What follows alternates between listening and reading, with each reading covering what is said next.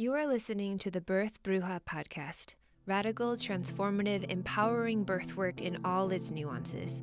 Reproductive justice, racial justice, reclaiming ancestral wisdom, decolonizing the birth space. Here, my friends, we go deep. Join us each month as we chat with activists, scholars, healers, community wellness workers, birthing folk, and beyond to explore topics from their roots to their leaves.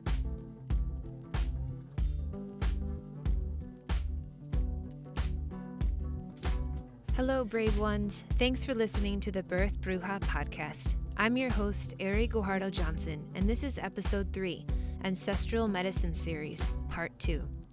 Last episode, we connected with healer, community worker, and Curandera Batul True Heart for an introductory conversation into ancestral medicine. We answered the questions, what does ancestral medicine mean? Why is it powerful? How can we begin or deepen the journey of exploring the healing modalities of our ancestors? In this episode, we speak with birthworker Jenny Silva to explore more specifically what it looks like to weave ancestral medicine into our lives and birthwork. Jenny Silva is the youngest of 8 children, whose parents migrated from Mexico.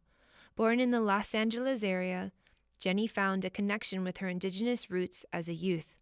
After many years of studying the Red Road, it wasn't until 2010 where she found her calling as a spiritual birth worker / doula of color. Jenny is a mother to 4 warrior sons, a stepmother, and a tia to many. This is her inspiration to continue her ancestral ways of healing. Using plant medicine, ancestral nutrition, rebozo techniques, and abuelita wisdom, Jenny reminds women and families of their own inner strength through mind, body, and spirit. She supports them in bringing forth their own unique birthing ceremony and postpartum journey. How can ancestral medicine support our wellness as birth workers? Why is it important to decolonize birth and stay connected to ancestral traditions? What could our birth offerings look like if we were to specifically include our traditions in our offerings? Jenny and I answer these questions and more. Stay tuned.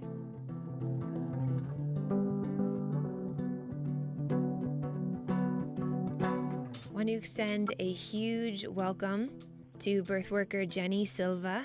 Jenny, thank you so much for joining us for the episode 3 of the Birth Bruja podcast. Oh, thank you, Placenta, for having me on. Thank you. I was super excited to learn about your work through Instagram and to continue to learn more about you. The series of episodes around ancestral medicine is something that's been really alive for me in my own life. And then the more that I deepen my birth work, the more that I find that I'm drawing upon the resources, the medicine of my ancestral medicine. And so I feel like it's very important to be talking about these sort of dynamics. And I'm really excited to learn more about how you've been weaving your medicine into your life, into your birth work.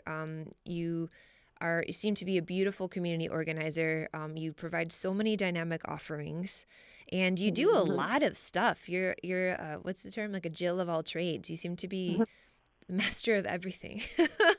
So I'm really pumped to spend more time with you here today. So to start us off, could you please tell us about yourself? Where do you come from? What are you doing these days? Thank you once again for having me. My name is actually Jennifer Silva. I've never been a Jennifer, so I go under Jenny. I was born and raised in East LA. I am the youngest out of 8 children. I am the youngest out of 6 daughters that my mom had, and two boys. Yeah, growing up in East LA is life-changing, especially when you turn your pain into your medicine, When we're young and we grow up in the hood, we grow up with so much, and we feel like it wasn't fair for us to grow up like that. But then when we get older, we realize that that is our medicine. The way we grew up is the way we are now, the reason that we are now, Being of Mexican descent, I realized as I got older, I realized that being of Mexican descent that's just not where it stops. My spirit has been here many, many times that I've been told. And sometimes my medicines intertwine, whether it's Mexican descent medicine, Mexica medicine, or Mayan medicine, or Oaxacan medicine. I've just, again, my spirit has been here many, many times, and I no longer question exactly when somebody asks me, who are you or what are you? You know, what is your culture? My culture is everything. I'm a free spirit that's been here many times, and I am just a messenger of our medicine. That's all I am, you know? Mm-hmm. I've been studying my culture since I was a teenager, since I opened up the books and I realized that the woman in the books, which was very few books, of course, this is always taught around the missionary time of the school time, you know, when you have to do that mission project and you realize, wow, these people actually look like me. Why do they look like me? And you go through school questioning that. I am more than just Mexican. Again, there is way more to each one of us that comes from a colored background. So I started studying my ways when I became into high school, when I got into high school. And I started literally making copies of these books and these images that said Chicana power, that said Cesar Chavez, that said this and that. And I started realizing that I was adorning my room with all these beautiful, powerful medicines that I didn't really grow up with as far as in my household, you know? My household, there was lots of Catholic, but not even lots of Catholic, but there was just, we were just raised Catholic. So I realized in this generation that these ancestral ways did lose a generation, but it doesn't mean that this medicine is not there, you know? Right. Meaning sometimes we're looking for this medicine and we right away search to our mothers or to our immediate family. Like, wait, where did I learn this medicine? Well, sometimes this medicine comes from an aunt, comes from a great-grandmother, comes from a cousin of a cousin of a cousin. It comes from many different forms. So that's what I've realized when I first started searching this, is I started asking my own mother, hey, Mom, what are we? We're more than just Mexican. What are we? Because look at the picture of my grandmother. She's completely Native American. She has the most beautiful cheekbones. She looked Native American / Yaqui / Mayan / everything. You know, we are reflections of everything. So I questioned that when I was 15 years old. I remember that, like, who am I? You know, I'm not just Mexican. Who am I? Am I Chicana? Am I Mexica? Am I Tolteca? Who am I? And I continued on with that study, and I just continued searching and searching and searching until I found myself by the age of 18 entering a sweat lodge. The first time I've ever entered sweat ceremony was when I was 18 years old, and it was ran by a Chicano, you know? And I never stopped going ever since then. I've been going to sweat with the same Calpuli since I was 18 years old. I found my home, basically. I found my ancestral roots, and those ancestral roots don't just come from an image, don't come from a blood lineage. They come from a spiritual connection. And for me, I connected to that fire, you know? Yeah. That fire is my ancestors. That sacred fire is literally my ancestors, because that fire takes us to so many different life journeys, you know? Yeah. I guess I started searching for my medicine, since I was 16, and again, since I was 18, started going to ceremony, and then again, from Sweat Lodge, you open up to different things in your life, you know? You travel more, you meet different people, you go through different transitions in your life, you know? Even the birthing ceremony. By the time I was 20, I had my first child, and even my own birth ceremony is a different rebirthing of myself. You become a different person each time that we give birth. So even my own ceremonial birth ceremonies are still part of my ancestral teachings. Yes. You know? Ooh, okay. I want to pause right there because we're definitely going to go deeper into your personal experiences, weaving in ancestral medicine into your life, but then also more about your offerings for your birth clients. But before we move on, could you just speak upon what do you do? What do you offer to your clients, to your community? Okay, so currently right now I am offering everything. Everything that goes under the umbrella of women's health, that's what I have to offer, okay? So I can guide women all the way from their first time that they've had their menstrual cycle, which is, for me, is the moon phase, So I guide women from their moon phase all the way to elderly women going into menopause.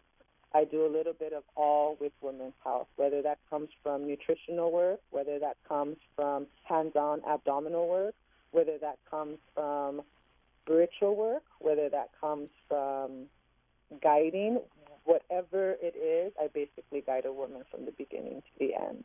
But currently, right now, I am more of a birth and postpartum doula, so I'm doing lots of birth work and lots of postpartum work, which is really, really important for me because the way a woman is being taken care of when she is pregnant really matters on the whole overall health of the baby, and not just the baby, but the entire family and the community. Mm-hmm. The way a woman is being taken care of when she is pregnant is nurturing very much like a garden, you know? So the soil that we first start our garden with is really important. That's what really is going to determine what kind of garden you have, and that's the way I see pregnancy. So for me, I love to educate mamas throughout their whole pregnancy. Birth work, of course, attending and guiding mamas through their birth ceremonies from beginning to end. What that means is that I'm with the women in the early stages of labor, in the privacy of their own home, whether it's a hospital birth or a birth center birth or a home birth. Still labor my mamas in the comfort of their own home for early labor, and then basically guide them through that whole transition. And I usually leave their site usually around 4 hours after they give birth, you know? That's beautiful. And then I'm doing lots of placenta work, too. I do lots of placenta work. Lots of placenta medicine is what I really like to call it. Placenta medicine is a whole other journey on its own. It's really understanding the different aspects of one organ in our human body. That's a whole medical field / spiritual work, you know? But it's still very powerful. So I find myself this year, it's been kind of funny, I find myself with this, the way society is right now with bringing in lots of interventions for hospital birth. Sometimes mamas are really not secure of ingesting their placenta. So right now I'm finding myself doing lots of placenta work for just keepsakes, you know? We're basically preparing the placenta for burial, and they're just doing a cord keepsake, which traditionally in my culture and what I believe in, that's what we really did, is that we offered our placenta back to Mother Earth, you know?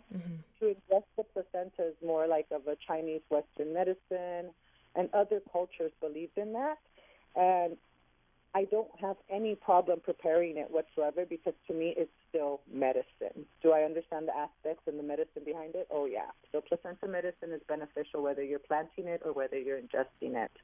So I've been doing lots of placenta medicine, but what I'm really, really looking forward to right now for this year is networking and doing workshops.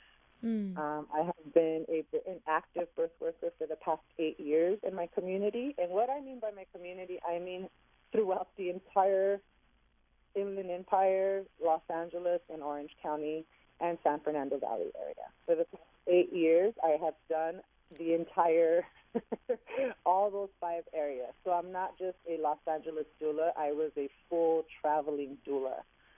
And that sometimes takes a toll on you when you travel like that. I was just going to say, that sounds so hardcore. It is hardcore, you know, and I'm very happy to say, though, that I've never missed a birth. You know, I've never missed a birth when I was a traveling doula at all. Yeah, and the work takes you where the work takes you, right? Exactly. Like, it's definitely something bigger than us. And traffic always seems to just clear up at the perfect timing. And labors are night medicine for me. Births are night medicine. So for me, births are always something that come in the middle of the night or after the traffic is done. I never really missed a birth for traveling birth worker. Awesome. So after 8 years of being an active birth worker, I am looking forward this year of just really sharing my medicine. Like you mentioned, I'm really looking forward to sharing my medicine with new upcoming birth workers and sharing my medicine with, you know, any new parents in the communities throughout everywhere that are looking into these ways. Awesome. And we will have, for folks who are interested in learning more about Jenny's work, her medicine, her offerings, check out the show notes and we'll have all the links. So thank you for painting that really beautiful picture of your roots, of where you began in this lifetime and also what you're offering to the world right now. The next question that I'd love to ask you would be to talk a little bit more around how you weave in your life in your dynamics of being a mother, a partner, a community organizer, how do you weave ancestral medicine into your world? What does that look like, and how does that feed your self-care practices as a birth worker? I am a very spiritual person.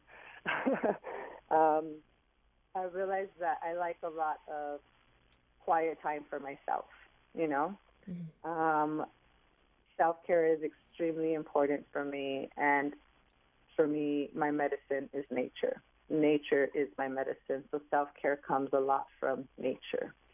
Integrating nature every way possible, again, even integrating it through labor, when I'm trying to labor my mamas, integrating it when I'm out of a labor. Nature is just my medicine. So what I used to do before is after a birth, I would go into the ocean. You know, whatever season it was, I would go into the ocean and completely cleanse myself, because labor is very much like the ocean waves, you know. Pause really fast. What were the other questions? I know. I think I combined 3 questions into one. Yeah. Yeah. I was asking you to speak around how you weave ancestral medicine into your life now as a mother, as a partner, as a community organizer. And so in terms of, like, you know, your daily practices, and then also to speak after that, I suppose, to speak about how that ties into your birth work. Like, how do you take care of yourself doing the super dynamic and energetically draining sometimes work? So basically a day in my life as Doula Jenny. Yes. Sleep is important. 1. 2, my daily rituals, burn medicine, you know. Burning medicine, the way we start off our day is really, really important, something that I have to reflect on myself too. But the way we start off our day by just being thankful for another breath of life is really important. Stepping out into nature and really stepping onto nature's ground, such as dirt or grass, is something very ritual for me. Morning stretches is something that's important for me. Why? Because understanding the importance of our body. We are nothing without this physical body, you know. So I think for me, physical care as far as nutritional work is very important too. There's no way somebody can go and feed themselves that. So for me, on a daily, it's nutrition. I do have another side business. You can follow it at Mali Superfoods. We do a superfood powder. Well, we're basically on that powder every day. I'm really big on ancestral superfoods, so I think that's a big aspect of what helps me be the person that I am, you know, or what helps me carry the medicine that I carry is because of the nutrition behind it. Can you actually speak a little more about ancestral superfoods? Like, what does that mean? Okay. So ancestral superfoods for us, we started with this journey. I started with this journey when I was 30 years old. I was dealing with lots of women health issues, such as vaginitis. When I started realizing and finding myself going to the doctors often, and they would just prescribe me antibiotics every month, I started realizing there has to be a different change, you know? Integrating somewhat of what the doctors teach us. The doctors do teach you, you got to change the way you eat. You got to implement exercise on a daily basis. But the problem is that they don't teach you how to do it. They just tell you that you need to do it, and that's it. So for myself, I took that step further on, and I started researching the foods of our ancestors, okay? How did our ancestors survive without having to deal with any of the stuff and illnesses that we deal with now? That's how I started with ancestral foods, with my own health, with the health of my own family. So we started off with the first superfood, which was spirulina. Spirulina is the number 1 top superfood that you can find out there, and it was known and grown by our ancestors. We had lakes and lakes and lakes of spirulina. We can literally survive off just spirulina, because a superfood is basically something that can feed you and nourish you, and you can survive off of it. So spirulina is plant-based protein, vitamins, enzymes, everything that your body needs to survive. So we started with spirulina. Then from there, again, you search a little bit deeper. Then we found the chia seeds. Then we found the cacao. Then we found the maca. and then we found the rest, and everything else kind of continued. But for us, those are our 5, and then we found amaranth. But for us, those are the main top superfoods that we work with. And again, going deeper into that, what does spirulina actually do? First of all, when you think about how it's cultivated and how it's made, spirulina is made with water, wind, and sun, and movement. That is everything that we are about. That is everything that our ancestors teach us, is the respect for the sun, the water, the earth, the wind. Every living thing has a purpose in life. So for me to tap into something that was created with nature, you have a different understanding of when you're taking this food and what you're putting in your body, really understanding of the dynamics and the effects that your body takes. So that spirulina drove us deep into the superfood world, and now we are 8 years deep into superfoods. And again, we started with our children, of course. There's no way that we can take care of our own health and then allow our children to eat the way that most children are eating now. So it started with myself and with my partner, and then from there we went to our children. And that's how we integrated superfoods into smoothies. Smoothies is such a great way to introduce health to anybody, even if you have your most stubborn dad that just doesn't want to take nothing that's green. You can implement superfoods into anything that can make such a good flavor. And our kids started taking it, and then from there we started getting questioned a lot from the community. Hey, you guys are an amazing family. Wow, you guys, are not only walking this red road of our spiritual work, but now we're implementing it through foods. Then we implement it by the way we dress.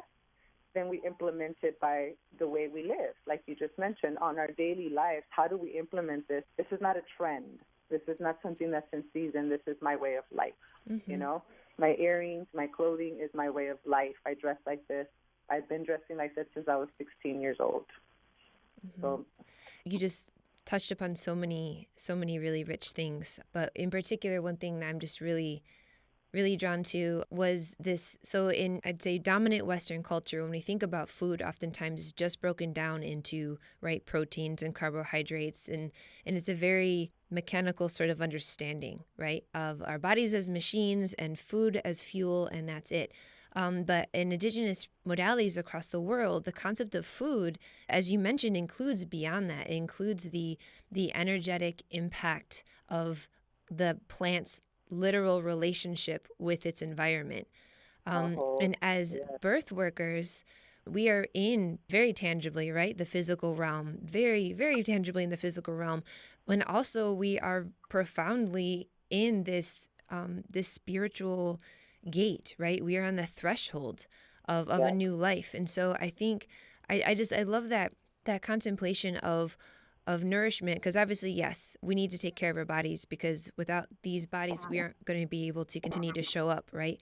And so, yes, to be able to have that nourishment, the things that are easily digestible, things that feed us in mind, body, and soul. And then also to think about, in terms of what we bring into the birth room, for example, that's just really beautiful to think that we're not just bringing in carbs and protein and things that can, keep us moving in our mechanical way, but to bring in medicine, right? To be bringing in earth for grounding, to be bringing in, whether it be teas or foods, or as you were talking about, right, like your specific approach with, with spirulina and smoothies, to be bringing in medicine that is contributing to the altar that is the birth experience. I think that's really, really powerful. And for folks who already have existing relationships with plants, for example, right, like raspberry leaf is something that a lot of female-bodied folks in birth spaces I find are familiar with. I mean, to be that intentional, that much more intentional with what we bring in to the birth room to nourish us, and what we in turn, right, can perhaps offer our clients for support. It's really rich. It's really, really rich. For me, it's as basic as this. For me, it's beyond feeding the mama these superfoods, because yes, the majority of my clients, they are on my superfoods. Hey, mommy has a low iron count. Oh, I have low iron, and the doctor wants me to get on iron pills. Well, have you listened to Spirulina, mama? Spirulina can help you with this and this and this and this and this and this. So yes, ideally for myself, I want to implement our ancestral foods all the way down into your embryo. This is beyond just taking care of my mama. I want our ancestral foods to be embedded in the embryo, into their DNA, because that's what happens when you start eating spirulina while you are pregnant. It is embedded into their DNA, into their genetic memory. So guess what? When they are born, their first foods become what? Become superfoods. And therefore, we change that generation of the way our children's illnesses and all these illnesses that are being created by this man-made food, like not man-made food, but this poisonous food that they're completely false foods, you know? So for me, it's really, nutrition is something that I first started off with my own house. So nutrition, I always go back to nutrition. So yeah, for me with women's health, nutrition starts with, again, fertility issues, guess what? Nutrition. You have very heavy menstrual cycles, guess what? Nutrition. Nutrition really matters on our body. And again, that intention behind everything that we put into our body really matters too, you know? Even taking it further into our moon cycles, understanding what foods to eat and what foods not to eat when we are about to start our moon cycles. Right. All of that has a certain connection, and everything coincides with the same way that I take care of a woman after she gives birth. The same way I take care of a woman during postpartum, during the cuarentena teachings and medicine, is the same way a woman should be being taken care of when we are in our menstrual cycles. And that is where those teachings come from our aunts and from our mothers. So the truth is, it is coming from our mothers. We were just never aware that these are abuelita teachings. Right. You get it? Oh, for sure. So when our mothers say, hey, you're on your menstrual cycle, put some socks on. That's probably why you're getting cramps. You can't be stepping on the cold floor. Those are very much similar teachings to after a woman gives birth, you know? And you go deeper into that and deeper, and, you know. Yeah. So if I can put pause for one moment, because I do want to continue actually to dive into your holding space for others. But before we do that, can you talk a little bit more around the self-care practices that you have around your birth work? For example, grounding. You know, what are some things that you do to ground yourself when you're going into a space, or if something particularly challenging happened, right? Perhaps it was a traumatic birth experience for the family. What do you do afterwards? So something that I do prior to me going into any space, anytime I'm working with anybody or meeting up with anybody, it's always blessing myself. Sage blessings. It could be a possible hike prior to me meeting up with somebody. It could be a possible me sitting down in my car and singing ceremonial songs to myself to ground myself. It could be me getting my hand drum and just going out and touching a tree and just start singing away, you know? Self-care for me comes in many, many different forms. Before, I thought that self-care only meant like when I'm actually sitting down in front of the fire, in front of Sweat Lodge. I felt like, oh my God, this is the only thing I have to do. This is the only thing that helps me. But as you further on your medicine skills, you realize that we are constantly in ceremony. So just stepping out of your phone, stepping out of TV, stepping out of your home surrounding and going into nature, I go back into that ceremonial ground. So for me, nature, again, is my medicine. So lots of nature stuff, lots of singing. Singing for me is very important. Because that's what makes me grounded. That's what makes me feel grounded, you know?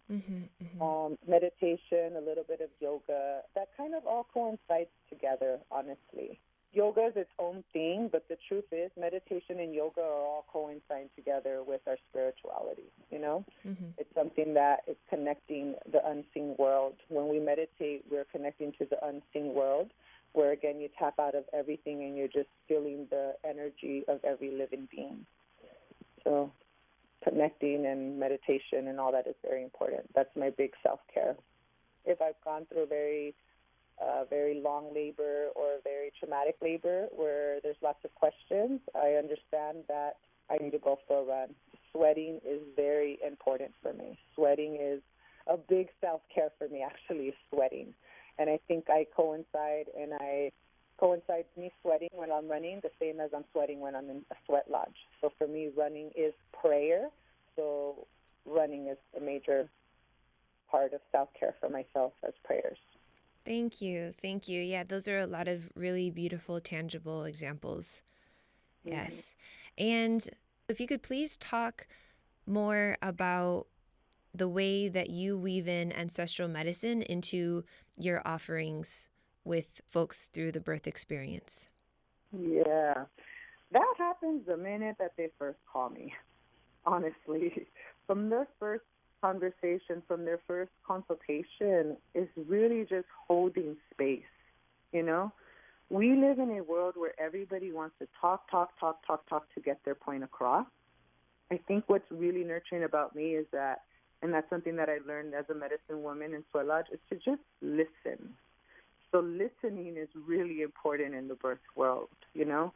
When you give a woman that safe space of just listening, they seem to open up a little bit more to you. And they're, because again, nobody really is giving them that time to really just listen to them, you know? Mm-hmm. And we can have conversations with our sisters and our friends and our mothers, but they're always really quick to, oh, well, it's because of this and this and this. Well, it's because of this and this. Well, you're feeling this and this and that. And so, again, the importance of just really letting a mommy talk or a couple talk or whoever I'm working with, just letting them talk, that alone, I sometimes don't even have to say a word. That alone, they're like, oh, my God, this feels so good. Thank you so much for doing this.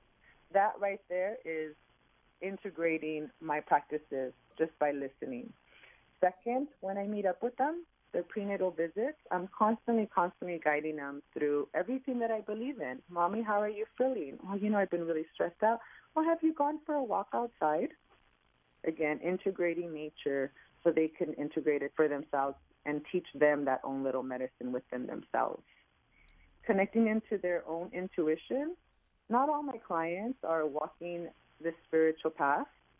Not all my clients are looking for this ceremonial way of birth. So integrating my ways, it's not challenging at all, but it comes very secretively because the truth is I'm still guiding them to my teachings. It's just changing words around or mainly just changing words around, you know? I mean, from the little that I've gathered, you know, in terms of what our conversations have been and also what I've gathered from your social media offerings is that it seems to be that you teach in a universal way. So whether or not someone has a historical, you know, context of the medicine or whether or not that's their personal belief system, it seems to be that you describe it in such a way that it's still meaningful.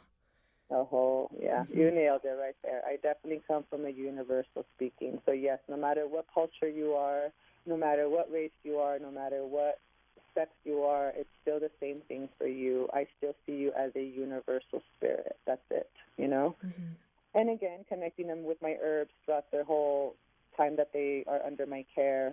Integrating the rebozo for me is very important because, again, integrating the rebozo is a blanket of love for me. It is an extension of our abuelita medicine. Mm-hmm. And when I'm not there physically with them, again, because we don't see them all the time, for them to have a rebozo with them after I teach them about the rebozo, they feel very, very nurtured just with the rebozo alone. Yes. So sometimes if mom is going through something hard, like, you know what, I'm really going through it, and I may have gained so much weight, or just, you know, the basic emotions and ups and downs that we've experienced through pregnancy, being wrapped around with the rebozo is very comforting. So I like to integrate the rebozo a lot with my medicines and kind of connect my clients, again, wherever race they are, whatever background they're coming from, they still have that respect for the rebozo, and it works, you know?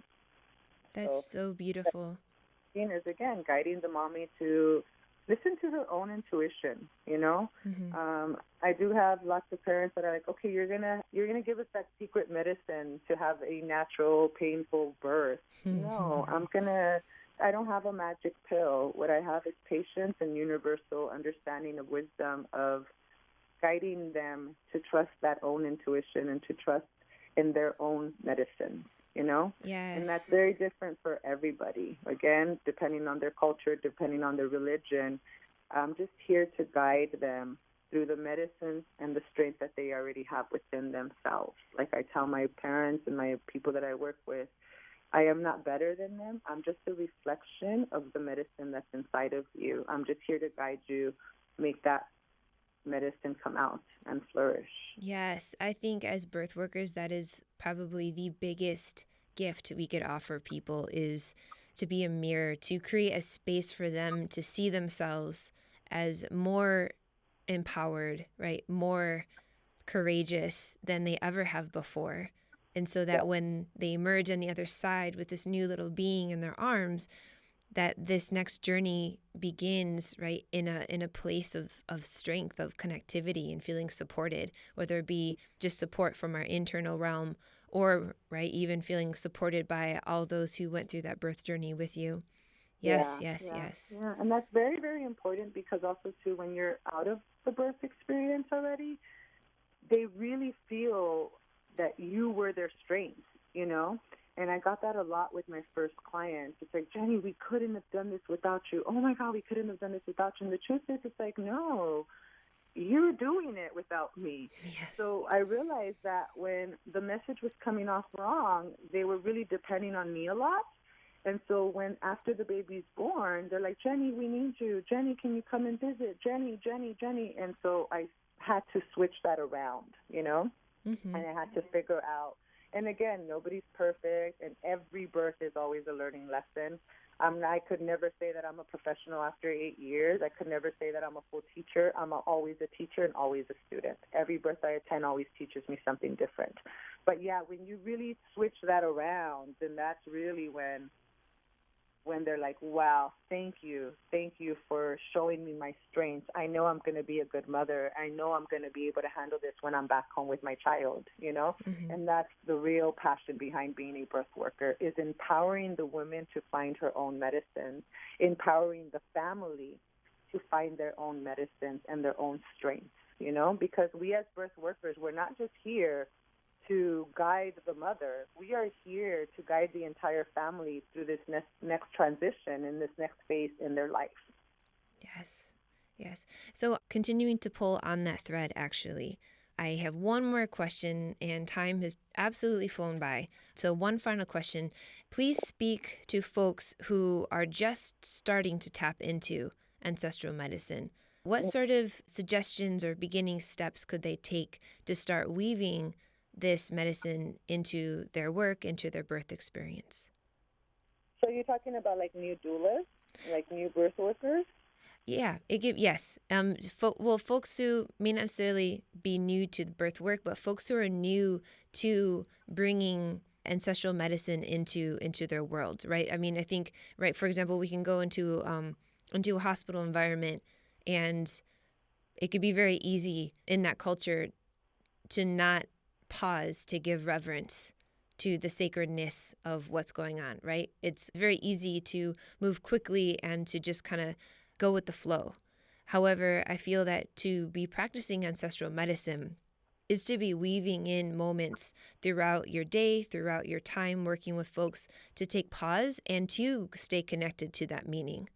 So that whether you are at home or in a birth center, or whether you're even in the OR at a hospital, that you're able to tap in, able to stay connected to the sacredness that is that realm.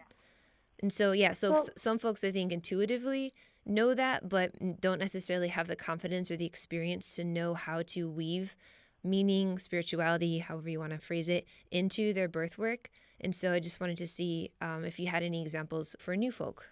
What are some easy ways for them to start weaving it in? Okay. I think this is going to be a tricky question, because even just some of the words, what is an easy way to weave in this medicine? I know. As soon as easy came out of my mouth, I was like, Exactly. This is there is no right answer to this question. We live in a society where we want everything fast. People want to join a workshop and think that they're going to do this workshop for a weekend or for 40 hours, and they're going to be able to practice this exactly because they got certified or because they learned from this person. Mm-hmm. This medicine, this ancestral ways of learning is a journey. It's kind of like, what's the easy way out to having a natural birth? There is no easy way out. You have to go through your journey, okay? So, yes, there's a big journey behind this medicine before people should start practicing it honestly. there is no easy way to integrate this medicine into our birth work. Like you mentioned, it's very much intuitive, okay? Very much so intuitive. If something calls to you and you find yourself doing it and it comes very easy for you and you understand the intentions and the medicines behind it, then guess what? Your spirit has been here before, and it's something very nurturing for you. For myself, when there's a spirit that feels very lost or very not certain of these ways, then what I can suggest, or what I normally suggest, is tap into your roots. That's literally the first thing that you need to go into, is tap into your own roots. Meaning, my ancestors are not the same as your ancestors, even if we might be both Chicana, you know? Mm-hmm. None of us have the same ancestors. So the first step to this road, integrating this medicine through this road, would be to tap into your own roots. Start asking questions within your own family, okay? The same way like I started this interview, what got me into this road is, again, asking questions and looking at books and researching and finding who you are, you know? I think to integrate these medicines, one first needs to know who you are as a person, because you can't offer medicine if you don't know who you are first. So that's very much the first step, is identifying where your roots come from. And again, that's as simple as sitting down and having a dinner with your parents, and literally like, hey, no, this is not going to be a funny dinner. No, I really want to know where our ancestors come from, you know? Where was my mother? Where was your grandmother born at? What pueblo was that? Oh, wow, what? I didn't know that, you know? And that's really where it starts. So tapping into one's own roots, and then from there, that journey just kind of takes you. You continue to search that. It's kind of like the wind. You just go with it, go with the flow. But if you find yourself, again, doing workshops and attending this workshop and still not feeling fully confident in doing this medicine, then this medicine is not for you, you know?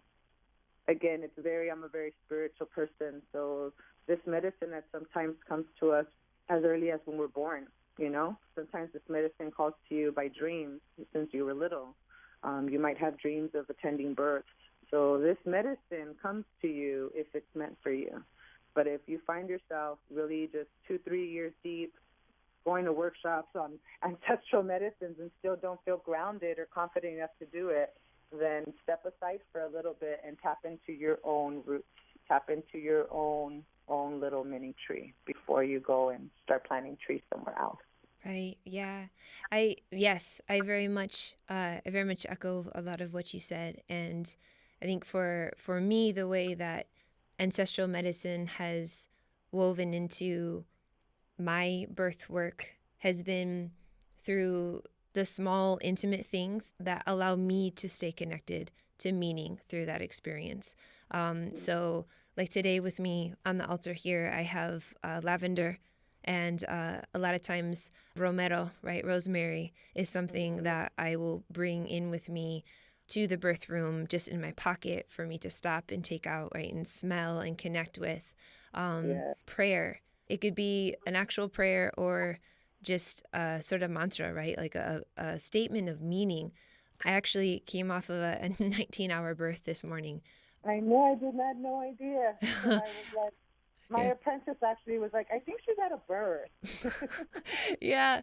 So I got a good 5 hours of sleep, so I'm feeling pretty good. And luckily, you know, meeting with you is a very beautiful extension of this realm I was in. But it was a mama who was unmedicated for the majority of the birth, and she had really, really bad back labor. Posterior baby. Ugh, it's so sad. And it was in the wee hours of the morning, and she's emotionally, you know, starting to crumble, and I'm starting to feel exhausted, right? I've been like massaging for hours, right? Mm-hmm. And and so it was literally a figuratively and a literal dark space at that time. And I started to feel myself become, unhinged a little bit. And so what I ended up doing was, as she was breathing, I was stating a mantra in my head. So for every breath, I was saying a prayer. And it was for me, right? It was for me, but then the more that I kept on saying it, the more, right, that universal meaning started to spiral out. And then it was for her, and then it was for me, and then it was for dad in the corner who was passed out because he hadn't slept in 2 days. Like, yeah, so, private moments, I guess, private in that most people probably didn't know, right, that there was medicine in the room, but it was really strengthening for me. And again, right, as you mentioned, there's something about medicine that when you do your work for you, it comes off in a way to benefit others, whether it's intentional or not. And part of my birth work also has been a continuation of my healing my own womb space, a reclamation of my body. So actually, to kind of jump back to the topic of plant medicine and properties, I've been actually only recently more aware of the type of tea that I bring into this space. Before, it was more around like taste or season, like cultivating digestion. And only the last 4 weeks or so, I've been starting to bring in teas that nourish my womb. And I found that I felt so much more able to hold that space for the reverence of someone else's body when I was taking the time to hold reverence of my own.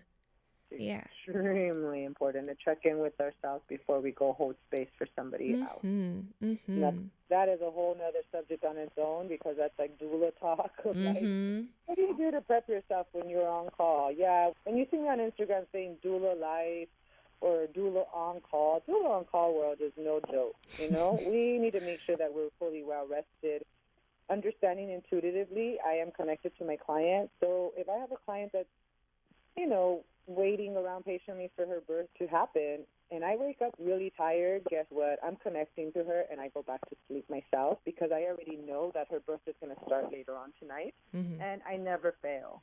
We become intuitive with our mamas, too, once you're walking the spiritual path, Yeah. Hey, mama, how are you feeling? I text her, and she's like, I'm really exhausted today. And I'm like, guess what? Same here. Let's rest, because this is a good sign that your labor might start later on, Yeah. It's funny when you were talking about the medicines right there to take to the hospital. I remember that. I remember taking all my medicines. I wanted to burn sage and copal, and then you realize wait, you can't burn nothing. And I learned that with my own pregnancies 18 years ago, when I had my first birth at a hospital setting in Santa Cruz, done with a midwife. I was trying to take my medicines, and they're like, yeah, you can't burn any of this in the hospital, So I started making little pouches of medicine for my clients that are interested in these kind of medicines, Scents are really, really important for us. And again, for me, sage and copal and sweetgrass is all ceremonial medicine for me. So even just smelling it, not necessarily burning it, even just smelling it close to your heart is really, really nurturing and grounding. Yes. So that's something that I also provide for my clients that are seeking that way. Like, Jenny, how can we make this into a ceremony without actually burning the medicines, How do you bring fire into a hospital room? Candlelight, electronic little battery-operated candlelight. It really, really sets the mood. And I like to support my community, so I do work with Casa Papalot. I'm going to blast her out. I do work with Casa Papalot. I work with Daisy, with Yerberia Mayawel. They do such amazing room sprays with our plant medicine, So these are two mujeres that are doing plant medicine through essential room sprays. Super, super dope to have that as a colored birth worker, as a spiritual birth worker. Bringing in those scents into a hospital surrounding is important to me, Yes. So that's another way of bringing our medicines into a hospital setting. Yes. And I think it's a really beautiful action to decolonize birth space, is to unapologetically bring in reverence and meaning for ourselves, supporting those in the space, then also to encourage folks who this is their birth journey, to encourage them however they can, right? Some folks aren't open to it at the time, but however they are able to cultivate meaning in that space is powerful work. Yeah, I think even the people that are not open to it, I think when a woman's in that transitional phase of labor, we are so much in that spiritual world. At that point, we are open to everything, you know. Mm-hmm. And I'm just speaking from experience, from again being an active birth worker for 8 years, attending 80, 90 plus births in these past 8 years.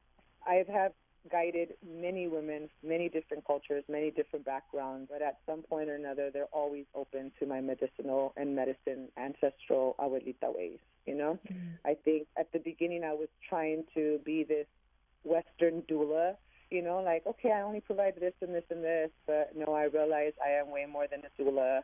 First of all, I don't even like the word doula. We are not doulas. We are not women servants. Right.